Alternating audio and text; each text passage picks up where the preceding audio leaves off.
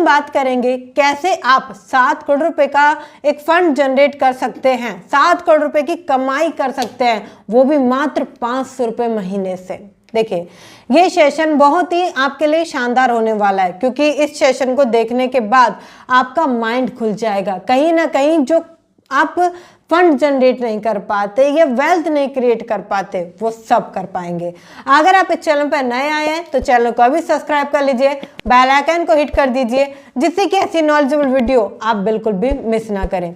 क्योंकि इस चैनल पर हम बात करते हैं आपके माइंडसेट की, फाइनेंस की और कहीं ना कहीं उन प्रॉब्लम्स की जो कि आप फेस करते हैं। आज इन्फ्लेशन इतना बढ़ चुका है ना कि आपकी कमर तोड़ देगा वो। अगर आप मेरी बात को ध्यान से नहीं समझ पाए ना तो आपकी कमर तोड़ देगा, क्योंकि आप कितना भी कमा लो, कितना भी इन्वेस्ट कर लो, कहीं भी बचा लो, ये आपका पीछा नहीं छोड़ेगा। क्योंकि सरकार 5-6% बचाती है, जिससे कि लोगों के अंदर ना डर ना फैले, लोगों को दिक्कत ना लगे, उन्हें लगे सब कुछ आराम से चल रहा है, कोई दिक्कत नहीं है, अभी सब कुछ ठीक है, कोई दिक्कत नहीं है, सब कुछ है मेरे पास, कोई दिक्कत नहीं है। ऐसा सोचकर सरकार आपको 5 से 6% बताती है। मगर ये 5 से 6% आपको पता है, सिर्फ एक मिडिल क्लास आदमी को एक कहते हैं ना पागल बनाने वाली बात है, क्योंकि वो 100 चीजों का औसत लगाकर आपको बता रही है कि भाई 6 से 7% लगता है, मगर सारी चीजों को आप समझोगे तो 10% तक पहुंच जाता है। ये आटा, चावल, ये आपका घर का सामान कहाँ से आएगा? आपकी सैलरी से आएगा ना, आपकी इनकम से आएगा। मगर ये इन्फ्लेशन, ये महंगाई इस सामान को महंगा कर देगी, तो बचाओगे कब? और बचाओगे नहीं तो बनाओगे कब? एक टाइम बाद है ना 10 लाख की वैल्यू जो है वो 1 लाख के बराबर हो जाएगी।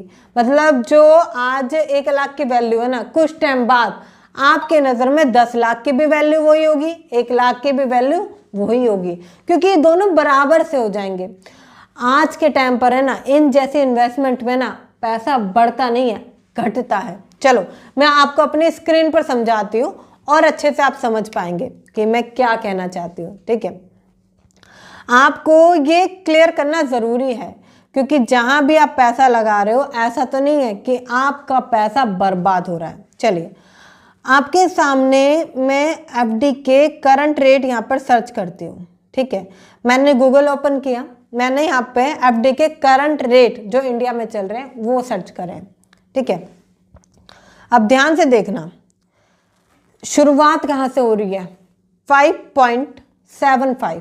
ठीक है, मतलब कि 5% बस इतना ही। ठीक है, 4% आप देख सकते हो, 3, 4, 5, 5, 4, मतलब कि ओवरऑल ये आगे बढ़ने का होता है। आगे बढ़ने को तो बाद में सोचो, इतना तो बैंक दिखाती है जिससे कि सामने वाले को डर ना लगे, मगर जो बढ़ रहा है वो 5% से ज़्यादा नहीं बढ़ रहा है। क्या है? एफडी। मतलब कि जो आपकी एफडी है ना वो 5% से ऊपर बढ़ ही नहीं रही, 5% से अधिक ये बढ़ने ही वाली नहीं है। अब मैं एक बात बताऊं, मुझे आप छोटी सी एक मुझे बात बताओ, आपकी एफडी 5% की दर से बढ़ रही है। ठीक है, चलिए मैं आपकी खुशी के लिए कहती हूँ कि 7% की दर से बढ़ रही है, तो महंगाई भी तो 7% की दर से ही है। अगर सरकार की बात मानते हैं 6 से 7% है महंगाई, तो महंगाई और एफडी तो बराबर बराबर चल रहे हैं। पैसा बच कहाँ रहा है? आप खुद सोचिए, पैसा बच कहाँ रहा है? उल्टा पैसा बस जिंदा है नाम के लिए। और लोगों को लगता है, एक मिडिल क्लास पर्सन को लगता है कि उसने जो एफडी करा ली है ना, बहुत बढ़िया बात है, एफडी तो सब कुछ है, आपके सामने है, आप इसे गूगल पे सर्च कर सकते हैं, सेम डालेंगे आपको यही देखने का मौका मिलेगा। अच्छे से देखिए, ट्रस्ट कीजिए, क्योंकि हो सकता है कि बैंक आपको बोले 7%, 8% मिल रहा है, असलियत देख लीजिए 5-6% से ऊपर नहीं मिल रहा। तो ये एफडी करानी ही क्यों है? आप अपना पैसा बर्बाद ही तो कर रहे हो, क्यों करानी है? सही जगह पैसा लगाओ। चलो एक चीज़ और दिखाते हैं आपको। ठीक है, मैंने इसमें आपके लिए कर दिया आरडी के रेट कर दिए। ठीक है, आरडी के रेट अब मैं आपको दिखाती हूँ। अब आप देख सकते हैं जो आरडी है, ठीक है, उसके आप देख सकते हैं यहाँ पर 4-5 ही है। ठीक है, मतलब कि आरडी में भी सेम इंटरेस्ट है, आपका 4 से 5, मतलब कि एफडी और आरडी, एफडी बराबर आरडी, आरडी बराबर इन्फ्लेशन, ठीक है, मतलब कि तीनों इक्वल में है। अगर आप इनमें पैसा डालोगे तो बस आपका पैसा जिंदा रहेगा, बढ़ेगा नहीं। आप देख सकते हैं चाहे कितना भी नीचे आप सर्च कर लो, इसमें आपको समान ही दिखेगा कि 4 से 5%, इससे ऊपर है ही नहीं। बहुत सारे मिडिल क्लास लोगों को या जो एक नॉर्मल इनकम कर रहे हैं ना, उन्हें लगता है कि बहुत अच्छा काम कर रहे हैं वो, उन्होंने एफडी आरडी करा रखी है, मगर जब तक वो पैसा निकलेगा ना तब तक उस पैसे की वैल्यू कुछ नहीं रहने वाली है। क्योंकि आज की महंगाई दर से आप देखो तो वो सब कुछ बराबर चल रहा है, आपका पैसा बढ़ नहीं रहा। आप खुद समझने की कोशिश करो, जब पैसा बढ़ नहीं रहा तो ऐसी जगह पैसा डालने का क्या फ़ायदा है। चलिए थोड़ा सा मैं और दिखाती हूँ आपको, ठीक है, आपके सामने ही थोड़ा सा मैं आपको और दिखाती हूँ, ठीक है। मैं LIC के इंटरेस्ट रेट सर्च कर लेती हूँ आपके लिए, ठीक है। आप यहाँ पर LIC के इंटरेस्ट रेट अगर आप देखोगे, लेटेस्ट इंटरेस्ट रेट, ठीक है, यहाँ पर भी आप देख सकते हो 7%, ठीक है, 7% का मिल रहा है। ओवरऑल आपकी महंगाई की ये भी लगभग पास ही है, ठीक है। थोड़ा सा अगर मैं उसको और देख लूँ बेटर, तो आप देख सकते हैं लगभग ही आपको उतना ही देखने का मौका मिलेगा, ठीक है। चलिए इसके ग्राफ में चले जाते हैं थोड़ा सा और। तो ये देखिए 7% से ऊपर इसमें कहीं भी आपको नहीं मिल रहा है, ठीक है। और आप थोड़ा सा और देखिए 5%, यहाँ पर भी 5% है, मतलब कि जो आपको 7% दिखाया जा रहा है ना, अगर आप उसे शॉर्ट टर्म के लिए या आने वाले कुछ टाइम के लिए भी कर रहे हैं तो ये देखिए 4%, 5.25%, ठीक है, ओवरऑल 5% के लगभग। मतलब कि अब आपकी आरडी बराबर एफडी बराबर ये जीने के मरने के बाद भी बराबर इन्फ्लेशन। अब ये सारी ही चीज़ आपके बराबर सी हो गई, मतलब कि 5 से 6%, 5 से 6% ही है, इससे ज़्यादा इसमें कुछ भी नहीं है। अब इन जैसी जगहों पर पैसा डालने का क्या फ़ायदा, एटलीस्ट वहाँ तो डालो जहाँ इन्फ्लेशन से थोड़ा ज़्यादा मिल रहा हो, कि आपका पैसा घटे ना, 12%, 15% मिल रहा हो, जहाँ पर कि थोड़ा बहुत पैसा बढ़े। बट लोग इस प्रकार से सोचते नहीं है, उन्हें लगता है कि ये बहुत बढ़िया इन्वेस्टमेंट है जो उन्होंने कर दिया है। मैंने आपको ओपन करके सारी दिखाई, ठीक है। चलिए थोड़ा सा मैं आपको और दिखाती हूँ, आपको और सारी चीज़ें समझ में आएगी, ठीक है। मैं और क्लियर करती हूँ आपको। मैं यहाँ पर डालती हूँ आपके लिए इन्फ्लेशन, ठीक है। इन्फ्लेशन मैं कैलकुलेट करने जा रही हूँ आपके सामने, इसको आपके सामने ओपन करूँगी, या आप भी डाल सकते हैं इन्फ्लेशन का। अगर आप कैलकुलेटर डालेंगे गूगल पर तो मिल जाएगा। डालकर एक बार पहले ये सेशन पूरा कंप्लीट देखो, फिर अच्छे से इस चीज़ों को एनालाइज करो कि क्या पैसा मिलने वाला है एफडी में, आप कितना जमा कर रहे हैं, कितना मिलने वाला है, कितनी वैल्यू रह जाएगी उसकी, कितने साल में मिल रहा है, सारा अच्छे से कैलकुलेट करो, पता चलेगा आपको, ठीक है। इन्फ्लेशन समझाती हूँ। अब मैं आपके लिए छोटी वैल्यू लेकर चलती हूँ, ठीक है, अच्छे से समझ में आती है ना। सरकार की इन्फ्लेशन लगाते हैं 7%, ठीक है, 6 से 7% की लगाते हैं, ठीक है, 7% लगाते हैं इसको, आप देख सकते हैं 7%, ठीक है।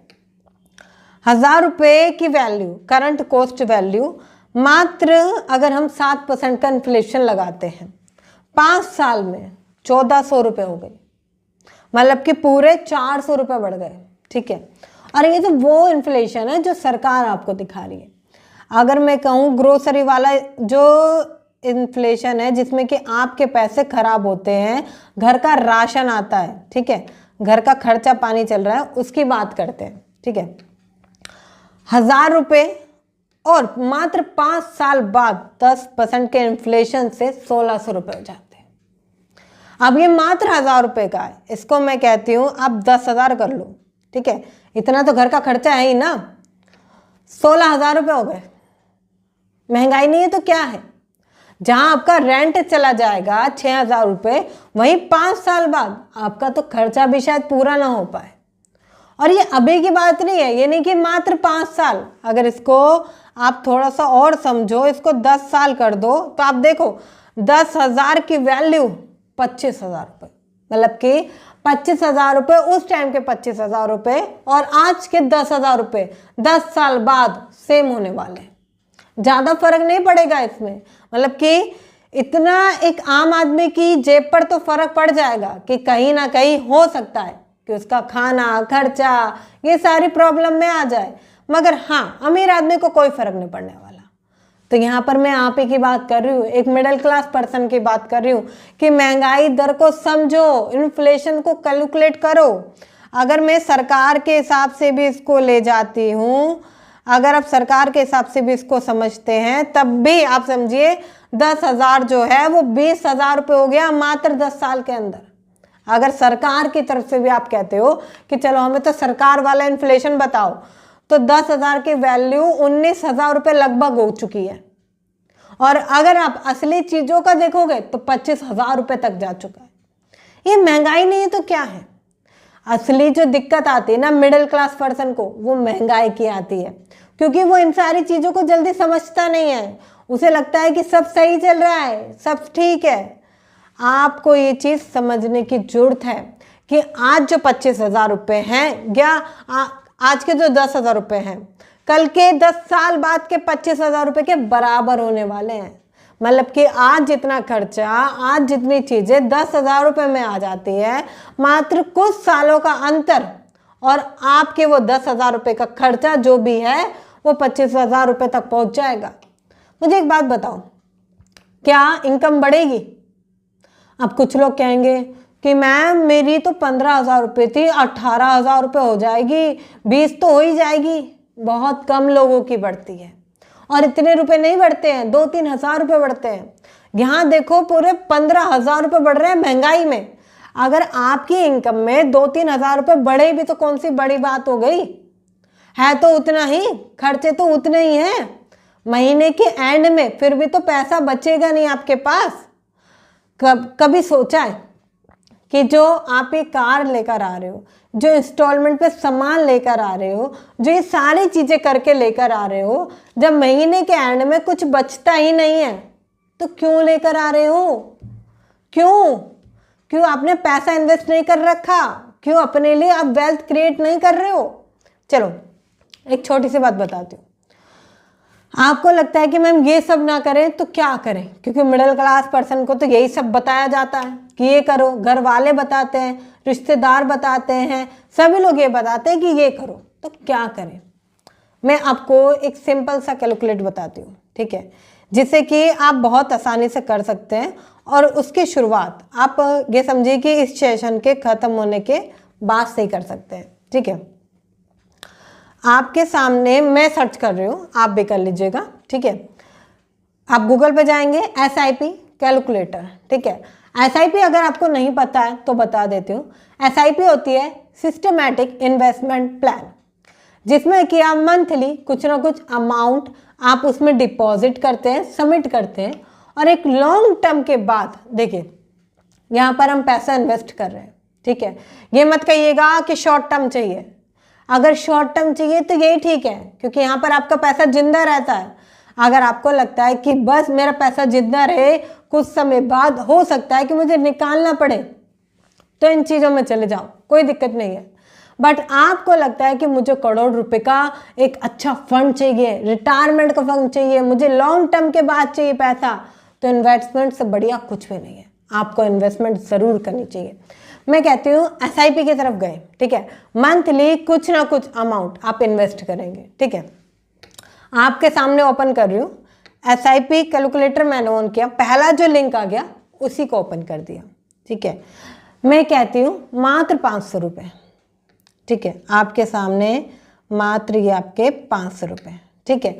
यहाँ पर जो आपको इंटरेस्ट मिलता है वो 15% तक की हम संभावना लेकर चलते हैं, ठीक है। 500 रुपये 15% तक का रिटर्न, ठीक है। टाइम पीरियड हमारा 10 साल, 60,000 रुपये इन्वेस्ट हुआ है, ठीक है। मिले कितने रिटर्न है? रिटर्न देखना, 80,000 रुपये का रिटर्न मिल रहा है, 80,000 रुपये का, ठीक है। मात्र 5 साल हुए अभी, ठीक है। और मेरी जो वैल्यू हो जा रही है वो हो जाती है आपकी 1,40,000 रुपये। आप देख रहे हैं मात्र 10 साल हुए हैं और वो 500 रुपये, जो आप 500 रुपये कहीं भी खा जाते हैं, कहीं भी खर्च कर देते हैं, कोई भी घर पर आ जाता है वहाँ पर भी खर्च हो जाते हैं आपके पैसे बचते नहीं हैं। वो मात्र 500 रुपये अगर आप निकाल लो ना तो खेल ही बदल जाने वाला है। चलो थोड़ा सा और बारीकी से बताती हूँ, ज़्यादा नहीं, मैंने इसको कर दिया आपका 15 साल, ठीक है। 15 साल अगर मैं इसमें कर देती हूँ तो आप देख सकते हैं, ये देखिए 500 रुपये, 15% रिटर्न और आपका 15 साल, ठीक है। 90,000 रुपये इन्वेस्ट हुआ है पैसा, ठीक है। रिटर्न 2 लाख, 2.5 लाख रुपए समथिंग, ठीक है। रिटर्न आपका 2.5 लाख रुपए और आपका टोटल वैल्यू 3.5 लाख रुपए हो जाता है। ये क्या है? ये पावर कंपाउंडिंग की, क्योंकि इन्वेस्टमेंट जो है ना वो आपको अभी नहीं दिखेगी कि कितनी बढ़ रही है, कितनी चल रही है, वो थोड़े टाइम बाद दिखती है। बट लोगों के अंदर पेशेंस नहीं होता ना, उन्हें लगता है कि नहीं लॉन्ग टर्म के लिए कौन सोचेगा, अभी मैं मर गया तो कल का कौन देखता है। मिडिल क्लास पर्सन की यही दिक्कत है। अगर आप आज किसी भी जॉब में हो, किसी भी सेक्टर में हो, कहीं भी हो, लॉन्ग टर्म के लिए ज़रूर सोच के चलो।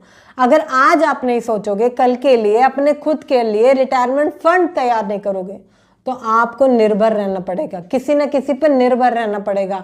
हो सकता है जॉब पर, सैलरी पर, किसी न किसी पर निर्भर, आप आगे ही नहीं बढ़ पाओगे। आप अच्छी एक कहीं ना कहीं तो पूरी ज़िंदगी वो 9 से 5 की जॉब में तो लगा दी, उसके बाद अगर आप चाहते हो कि कहीं ना कहीं मैं सही अपनी ज़िंदगी को जी पाऊँ, लास्ट के कुछ दिन बचे हैं उसमें मैं जी पाऊँ, तो वो चीज़ें आप करना ही नहीं चाहते क्योंकि आप इस चीज़ को समझते नहीं हैं। अगर मैं कहती हूँ थोड़ा सा और, ठीक है, यहाँ 15 साल तक लगाया था ना, वैल्यू याद रख लेना 3.5 लाख रुपए है, ठीक है। थोड़ा सा टाइम बढ़ा देती हूँ, ठीक है, ये आपके लिए मैंने 20 साल कर दिए, ठीक है। इन्वेस्टमेंट वैल्यू 1,20 मतलब कि 1,20,000 रुपये, रिटर्न देखना 6 लाख रुपए का है, 6,30,000 रुपये का रिटर्न है यहाँ पर।